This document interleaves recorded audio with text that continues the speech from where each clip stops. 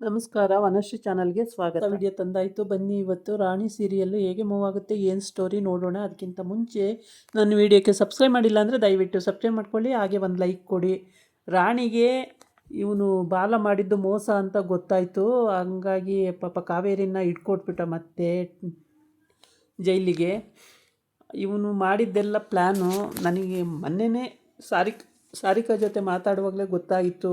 ಕಾವೇರಿ ಆವಾಗಲೇ ಅವಳು ಹುಷಾರಾಗಬೇಕಾಗಿತ್ತು. ಪಾಪ ಅವಳು ಹುಷಾರಾಗದಿದ್ದೇ ತಪ್ಪು. ಅವಳು ಅಲ್ಲೇ ತಪ್ಪಿಸ್ಕೊಂಡ್ಬಿಟ್ಟಿದ್ರೆ ಹೇಗೋ ಅವಳ ಪಾಡಿಗೆ ಎಲ್ಲೋ ಬದುಕೊಳ್ಳೋಳು ಮಗಳು ಕರ್ಕೊಂಡು ಜೊತೆ ಹೋಗಿ.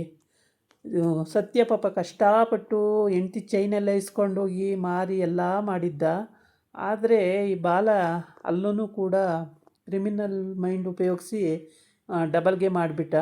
ಅದು ರಾಣಿಗೆ ಕರೆಕ್ಟಾಗಿ ಗೊತ್ತಾಗ್ಬಿಡ್ತು. ಅವ್ರ ಮಾವ ಹೇಳ್ಬಿಟ್ಟ, ನೋಡು ರಾಣಿ, ನಿಮ್ಮಮ್ಮ ಕೊಲೆ ಮಾಡದೇ ಇದ್ರೂ ಜೈಲಿಗೆ ಕಳಿಸ್ತವ್ನು ಇವನೇ, ಮತ್ತು ಇವಾಗ ನಿನಗೆ ಅಮ್ಮ ಇಲ್ದಂಗೆ ಮಾಡಿದವನು ಇವನೇ, ಮತ್ತು ಇವಾಗ ಕಾವೇರಿನ ಜೈಲಿಗೆ ಕಳಿಸ್ತಿರೋನು ಇವನೇ. ಹುಟ್ಟು ಕ್ರಿಮಿನಲ್ಲು. ಇವನು ನಂಬಿದ್ದು ತಪ್ಪಾಯಿತು. ನಾನು ಚೇಂಜ್ ಆಗಿದ್ದೀನಿ, ನನ್ನ ಮೊದಲಿನಂಗಿಲ್ಲ ಅಂತೆಲ್ಲ ನಾಟಕ ಆಡ್ದ. ಹಂಗಾಗಿ ಇವನ್ನ ನಂಬಿದ್ದು. ಇಲ್ಲ ಅಂದಿದ್ರೆ ಇವನು ನಂಬ್ತಿರ್ಲಿಲ್ಲ. ಇವನು ಮೋಸ ಮಾಡಿಬಿಟ್ಟ. ನಿನಗೂ ಅಂಕಲ್ ಅಂದ್ಕೊಂಡು ಮೋಸ ಮಾಡ್ದ. ನನಗೂ ನಾನು ಚೇಂಜ್ ಆಗಿದ್ದೀನಿ ಅಂತ ಹೇಳ್ಕೊಂಡು ಮೋಸ ಮಾಡಿಬಿಟ್ಟ ಇವನು. ಇವನೇ ಸರಿ ಇಲ್ಲ ರಾಣಿ, ಇವನು ಸರಿ ಇಲ್ಲ, ನಂಬೇಡ. ಇವನು ಈ ನಿಮ್ಮಪ್ಪ ಅನ್ನಿಸ್ಕೊಂಡ ಇವನೇ ಹಾಳಾದವನು. ನನ್ನ ತಂಗಿನ ಜೈಲಿಗೆ ಕಳಿಸಿರೋದು.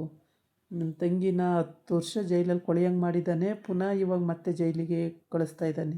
ಇಲ್ಲಮ್ಮ, ನಾನು ಬಿಡಿಸ್ಕೊಬರ್ತೀನಿ, ಅದು ಎಷ್ಟೇ ಕಷ್ಟ ಆದ್ರೂ ನಿಮ್ಮಮ್ಮನ ನಾನು ಬಿಡಿಸ್ಕೊಬರ್ತೀನಿ, ಬಿಡಲ್ಲ ಕಾವೇರಿನ, ನೀನು ಸುಮ್ಮನಿರು ರಾಣಿ, ಬೇಜಾರು ಮಾಡ್ಕೋಬೇಡ ಅಂತ ಹೇಳ್ತಾನೆ.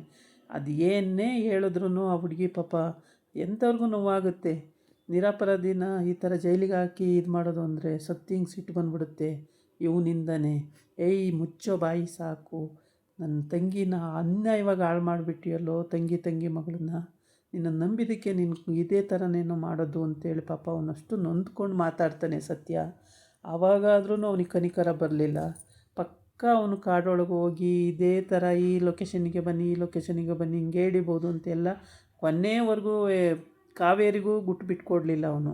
ಅದೇ ಥರ ಮೋಸ ಮಾಡಿಬಿಟ್ಟ. ಇದು ಎಲ್ಲರಿಗೂ ತುಂಬಾ ಅವನ ಮೇಲೆ ಬೇಜಾರಾಗಿರೋಂಥ ವಿಷಯ. ಯಾಕೆ ಅಂತಂದರೆ ಮಗಳು ಅನ್ನೋ ಕನಿಕರನೇ ಇಲ್ಲ.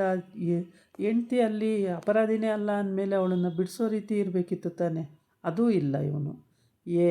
ಅಲ್ಲಿ ಕರ್ಕೊಂಡೋಗಿ ಪೊಲೀಸವರಿಗೂ ಇನ್ಫಾರ್ಮೇಷನ್ ಕೊಟ್ಟು, ಸಾರಿಕಾಗೂ ಇನ್ಫಾರ್ಮೇಷನ್ ಕೊಟ್ಟು, ವರ್ಧಂಗೂ ಇನ್ಫಾರ್ಮೇಷನ್ ಕೊಟ್ಟು, ಇನ್ಸ್ಪೆಕ್ಟ್ರಿಗೂ ಇನ್ಫಾರ್ಮೇಷನ್ ಎಲ್ಲರಿಗೂ ಕೊಟ್ಟು ಇವನು ಇಲ್ಲೆಲ್ಲ ಬರೋ ಬದಲು ಅಲ್ಲೇ ಇಡಿಸ್ಬಿಡ್ಬೋದಿತ್ತು, ಆರಾಮಾಗಿ ಇಡಿಸ್ಬೋದಿತ್ತು. ಇಷ್ಟೆಲ್ಲ ಸರ್ಕಸ್ ಮಾಡಿಕೊಂಡು ರೋಡಲ್ಲೆಲ್ಲ ಬಂದು ಎಲ್ಲ ಮಾಡೋ ಬದಲು ಅಚ್ಚುಕಟ್ಟಾಗಿ ಹಿಂಗೆ ಸತ್ತಿನ ಮನೆಗೆ ಹೋಗಿ ಅಲ್ಲಿ ಇಟ್ಕೊಳ್ಳಿ, ರಾಣಿ ಇದ್ದಾಳೆ, ಇಲ್ಲಿ ನನ್ನ ಹತ್ರ ಕಾವೇರಿ ಇದ್ದಾಳೆ ಅಂದಿದ್ರೆ ಹಾಗೆ ಹೋಗಿತ್ತು. ಈ ಥರ ಮೋಸ ಮಾಡಿಬಿಟ್ಟ ಇವನು ಬಾಲ. ಆ ಮೋಸ ಮಾಡಿದ್ದನ್ನು ಪಾಪ ಸಹಿಸ್ಕೊಳೋಕ್ಕೆ ಆಗಲ್ಲ. ಸತ್ಯಗಂತೂ ಸಹಿಸ್ಕೊಳೋಕ್ಕೆ ಆಗಲ್ಲ. ಯಾಕೆಂದರೆ ಭಾಳ ಕಷ್ಟಪಟ್ಟಿದ್ದ ಸತ್ಯ ಫ್ರೆಂಡು ಇಬ್ಬರೂ. ಇವ್ರನ್ನ ಹೆಂಗಾರು ಮಾಡಿ ಫಾರಿನಿಗೆ ಕಳಿಸ್ಬಿಡ್ಬೇಕು ಅಂತ ಅಷ್ಟೆಲ್ಲ ಕಷ್ಟಪಟ್ಕೊಂಡು ಮಾಡಿದ್ರು ಈಗ ಮೋಸ ಮಾಡಿಬಿಟ್ರಲ್ಲ, ಇದು ತಡ್ಕೊಳಕ್ಕಾಗ್ದಂಥ ಮೋಸ. ಕಾವೇರಿ ನಂಬೇಡ ಅಣ್ಣ, ಅವನು ನಂಬೇಡ ಅಣ್ಣ ಅನ್ನೋಳು. ಎಷ್ಟೇ ನಂಬೇಡ ಅಂದ್ರೂ ಕೊನೆಗೂ ನಂಬಿದ್ದಕ್ಕೆ ಕೊಟ್ಟ ಚಿಪ್ಪು ಬಾಲ. ಇದು ಎಂಥವ್ರಿಗೂ ಕರುಳು ಹಿಂಡು ಅಂತ ಕೆಲಸ ಆಯಿತು. ಪಾಪ ಕಾವೇರಿ ಮಾಡದೆ ತಪ್ಪಿಗೆ ಜೈಲಲ್ಲಿ ಮತ್ತೆ ಹೋಗಿ ಕೊಳೆಯಂಗೆ ಮಾಡಿಬಿಟ್ಟ ಇವನು. ಅದು ಇವನದು ತಪ್ಪು. ಅವರು ಎಲ್ಲೋ ಫಾರಿನ್ಗಾರ ಹೋಗೋರು, ಎಲ್ಲಾರ ಹೋಗಿ ಆರಾಮಾಗಿ ಅವ್ರು ಜೀವನ ಮಾಡ್ಕೊಳ್ಳೋರು, ಅದಕ್ಕೂ ಅವನು ಸಹಿಸ್ಕೊಳ್ಳೋಕ್ಕಾಗಲಿಲ್ಲ, ಅದನ್ನು ಹಾಳು ಮಾಡಿಬಿಟ್ಟ. ಇದು ಭಾಳ ಬೇಜಾರಾದಂಥ ವಿಷಯ ಕೂಡ. ರಾಣಿಗಂತೂ ಇದನ್ನು ಸಹಿಸ್ಕೊಳ್ಳೋಕೆ ಸಾಧ್ಯನೇ ಇಲ್ಲ. ಏಕೆಂದರೆ ಬುದ್ಧಿ ಬಂದಿದೆ ಇವಾಗ ಪಾಪ ಮಗುಗೆ. ಅವಳು ಹೆಂಗೆ ಸಹಿಸ್ಕೋತಾಳೆ? ನಿಮ್ಮಪ್ಪನೇ ಈ ಕೆಲಸ ಮಾಡಿದ್ದು ಅಂದರೆ ಯಾವ ಮಕ್ಕಳು ಸಹಿಸ್ಕೋತವೆ ಹೇಳಿ? ಯಾವೂ ಸಹಿಸ್ಕೊಳ್ಳಲ್ಲ. ಇವಳು ಬಂದ್ಬಿಟ್ಟು ಹತ್ರಕ್ಕೆ ಬಂದು, ರಾಣಿ, ನನ್ನ ಮಗಳೇ ಏನೂ ಮಾಡಲ್ಲ ಕಣವ, ನಿನ್ನ ಅಮ್ಮನ ಬಿಡಿಸ್ಕೊಂಡು ಬರ್ತೀನಿ, ಕಾವೇರಿನ ಯಾವ ಕಾರಣಕ್ಕೂ ಜೈಲಲ್ಲಿ ಇರೋಕ್ಕೆ ಬಿಡಲ್ಲ, ನಾನು ಬಿಡಿಸ್ಕೊಂಬರ್ತೀನಿ ಅಂತ ಒಂದು ಸಲ ಸಿಕ್ಕಿದ ಮೇಲೆ ಮತ್ತೆ ಬಿಟ್ಟು ಕಳಿಸ್ತಾರ? ಬಿಡಿಸ್ಕೊಬರ್ತೀನಿ ಅಂತ ಹೇಳ್ಬಿಟ್ಟು ಹೋಗಿ ಅವಳ ಮುಂದೆ ಕಾಲು ಊರ್ಬಿಟ್ಟು ಕೂತ್ಕೋತಾನೆ. ಕಪ್ಪಲ್ಲಿಗೆ ಹೊಡೆದು ಬಿಡುತ್ತೆ ಹುಡುಗಿ. ಸಿಟ್ಟು ಬಂದು, ಅಪ್ಪ ಅನ್ನಿಸ್ಕೊಳ್ಳೋಕ್ಕೂ ಯೋಗ್ಯತೆ ಇಲ್ದದ್ದವನು, ನೀನು ಇನ್ನೊಂದು ದಿವಸ ನನ್ನ ಮಗಳು ಅಂತ ಹೇಳಬೇಡ ಅಂತೇಳಿ ಅಷ್ಟು ಬೇಜಾರಾಗಿರುತ್ತೆ ಆ ಹುಡುಗಿಗೆ. ಆ ಥರ ಮಾಡುತ್ತೆ ಪಾಪ. ಕಣ್ಣಲ್ಲಿ ಕಂಡಂಗೆ ಅಮ್ಮನ ಹೇಳ್ಕೊಂಡು ಹೋಗೋದು ಅಂದರೆ ಸತ್ಯ ಹೆಂಗಾಗಬೇಕು, ಸತ್ಯನಿಗೆ ಅಷ್ಟೆಲ್ಲ ಕಷ್ಟಪಟ್ಟು ತಂಗಿ ಮಗಳಿಗೆ ಅಂತಲೇ ಪ್ರಾಣ ವಹಿಸ್ತಾ ಇದ್ದ. ಅವನಿಗೆ ಹೆಂಗಾಗಬೇಕಲ್ವ ಈ ಸಿಚುವೇಶನ್ನ ತುಂಬಾ ಅರ್ಗಿಸ್ಕೊಳ್ಳೋದೇ ತುಂಬ ಕಷ್ಟ ಅವನಿಗೆ. ಅಂಥ ಸಿಚುವೇಶನ್ ಇದು. ಈ ಬಾಲ ಮಾಡಿದ್ದು ಎಡವಟ್ಟು ಕೆಲಸಕ್ಕೆ ಎಲ್ಲರಿಗೂ ಹಿಂಸೆ ಆಗೋಗಿದೆ. ಇಲ್ಲಿ ಒಬ್ರಿಗೂ ನೆಮ್ಮದಿ ಇಲ್ದಂಗೆ ಮಾಡಿಬಿಟ್ಟ ಇವನು. ಎಲ್ಲ ಕಡೆ ಇನ್ಫಾರ್ಮೇಷನ್ನು ಏನಿಲ್ಲ. ಅವನೊಂದು 5-6 ದಿನ ಕೂಡಿಟ್ಟಿದ್ದಾನೆ ಅಂದರೆ ಇನ್ನೊಂದು 2-3 ದಿನ ಕೂಡಿಟ್ಟು ಸತ್ಯ ಕಳಿಸ್ತಾ ಇದ್ದ ಅಲ್ವಾ. ಏನು ಅಪರಾಧ, ಅವಳು ಅಪರಾಧಿನೇ ಅಲ್ವ ಅಂದಮೇಲೆ ಅವಳು ಯಾಕೆ ಜೈಲಲ್ಲಿರಬೇಕು ಕಾವೇರಿ? ಇರೋ ಅಗತ್ಯನೇ ಇಲ್ಲ ಹೇಳ್ಬೇಕಂದ್ರೆ.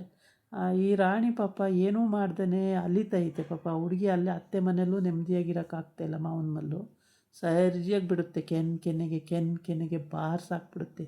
ಅದರ ಸಿಟ್ಟು ಎಷ್ಟಿತ್ತು ಅಷ್ಟು ತೀರಿಸ್ಕೊಳ್ಳುತ್ತೆ ಮಗು. ಅದೇ ಅವನು ಅಪ್ಪ ಅನ್ನಿಸ್ಕೊಂಡವನು ಇನ್ನೊಂದು ದಿವಸ ಯಾರೂ ಆ ಥರ ತಪ್ಪು ಮಾಡಬಾರ್ದು, ಆ ಥರ ಬಾರಿಸ್ತಾ ಇದೆ ಮಗು. ಎಂಥವ್ರಿಗೂ ಹೊಟ್ಟೆ ಉರಿದೋಗುತ್ತೆ. ಎಲ್ಲ ವಿಷಯದಲ್ಲೂ ಅಷ್ಟೇ. ಅಪ್ಪಂದಿರು ನೆಟ್ಟಗಿದ್ರೆ ಮಾತ್ರ ಓಕೆ, ನೆಟ್ಟಗಿಲ್ಲ ಅಂದ್ಬಿಟ್ರೆ ಆ ಹೆಂಗಸರಿಗೆ ಎಷ್ಟು ಕಷ್ಟ ಅಂದರೆ, ಮಕ್ಕಳಿಗೆ ಎಷ್ಟು ಕಷ್ಟ ಅಂದರೆ ಅನುಭವಿಸೋರಿಗೆ ಗೊತ್ತಿರುತ್ತೆ. ಅದು ಎಲ್ಲರೂ ಹೇಳ್ಕೊಳಕ್ಕಾಗೋದಿಲ್ಲ.